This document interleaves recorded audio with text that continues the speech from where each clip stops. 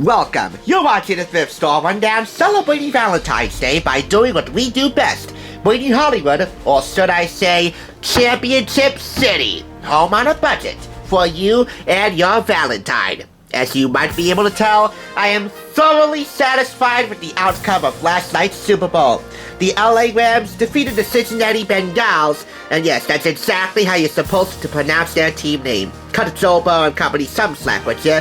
By a score of 23-20 at the Rams' home turf of SoFi Stadium in Los Angeles. The second consecutive Super Bowl team to win it all at home, following Tom Brady and his Bucs last year at Raymond James Stadium in Tampa. I might be a little biased because of this YouTube channel, but I was indeed rooting for the Rams all the way. Especially considering that I pocketed a little bit of moolah off of their win, so it was definitely meant to be. And I'm not even into sports gambling. That just so happened to be my mother's bet, which I just so happened to share a little cut from. Anyway, gentlemen, if you happen to pocket a little bit of money off of betting for the Rams, just like my mother did, you might want to spend that money on a few more boxes of chocolate for today. Especially if your Valentine is a definitely bitter and somewhat bittersweet Cincinnati Bengals superfan who, Lord knows, could use a little more loving today and for quite a long time to come. 0-3 on the big stage. OMG. That especially applies to the women, because, as you know, women and chocolate go as hand in hand as Al Michaels and Chris Collinsworth. And if by some miracle of miracles they happen to watch this, gentlemen, I hope it wasn't for one final time. Anyway, it's a proven fact that women and chocolate are one of nature's most accurate pairings. The aim of this video is to help reinforce that notion in one of the most incredibly delicious, decadent, and as always, inexpensive ways possible. This is the March 2012 issue of Food Network magazine, which is all about, you guessed it, chocolate. 50 brownie recipes, like this one, among many over-the-top desserts, including chocolate ice cream, many a chocolate cake, and chocolate chip cookies, etc. We also have a chocolate quiz, and how you can win a year's supply of chocolate. And as always with every Food Network magazine issue, we have recipes from the stars. Anne Burrell's hot chocolate, Bobby Flay's cupcakes, and Paula Deen's Mile High Pie. All this for 99 cents. This actually was one of my earliest purchases, by the way. I bought this way back in 2016. So early, I took the price tag off before even conceiving this YouTube channel. And every Food Network magazine, as far as I can tell, retails for $3.99. This is no exception. Speaking of the Mile High Pie, as we all know, chocolate is one of the undisputed champions of aphrodisiacs. One taste and it's sure to gain you and your Valentine entry into the prestigious Mile High Club. So let's get this review up in the air with one of 10 food things you need to know this month. A study from Gettysburg College and psychology professor Brian Meyer says that people with a sweet tooth are sweeter. In a recent study, researchers gave subjects a piece of chocolate, a cracker, or no food at all, and then asked the subjects to volunteer for something and estimate how much time they could give. The chocolate eaters offered 42% more time than the cracker group, and almost 68% more than the subjects who ate nothing. So I have it on good authority that would also apply to volunteering for other causes outside of charitable volunteering, like after a romantic dinner in the comfort of your own home, perhaps. Here is a multi-choice chocolate IQ quiz. Take this quiz to test your knowledge of all things chocolate. So we have here 15 questions, all of them multiple choice questions, along with one true or false questionnaire here, and a score sheet. Please answer the questions first before you read the score sheet.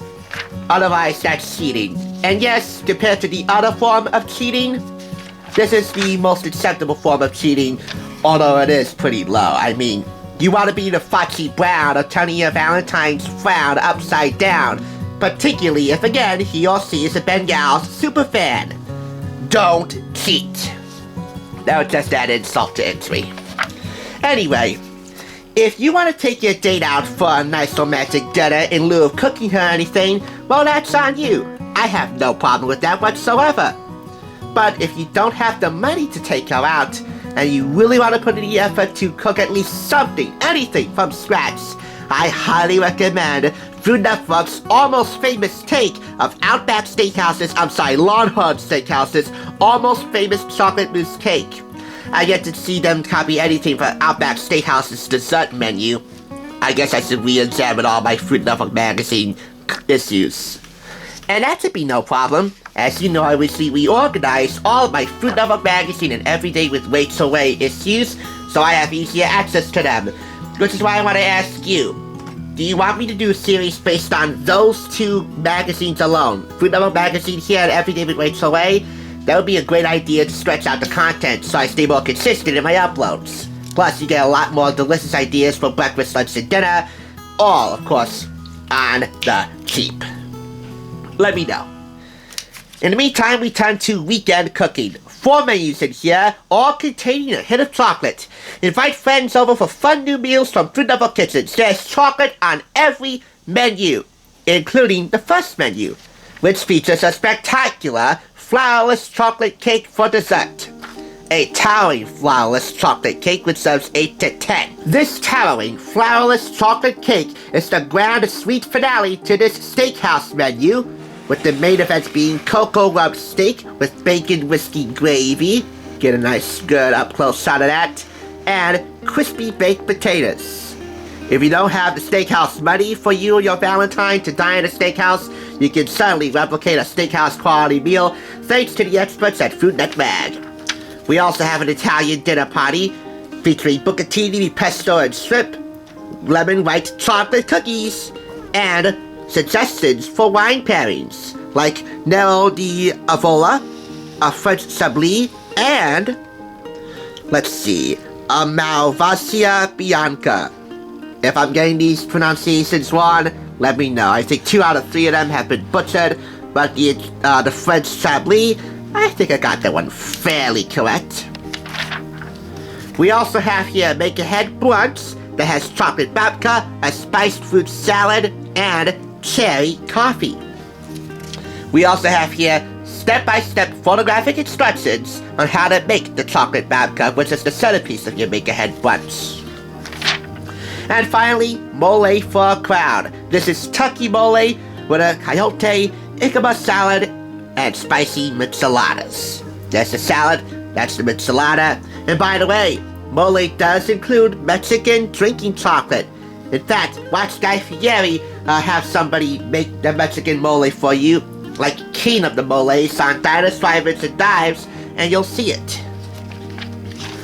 While this is a predominantly chocolate-oriented issue, I should say that not every recipe in here contains chocolate.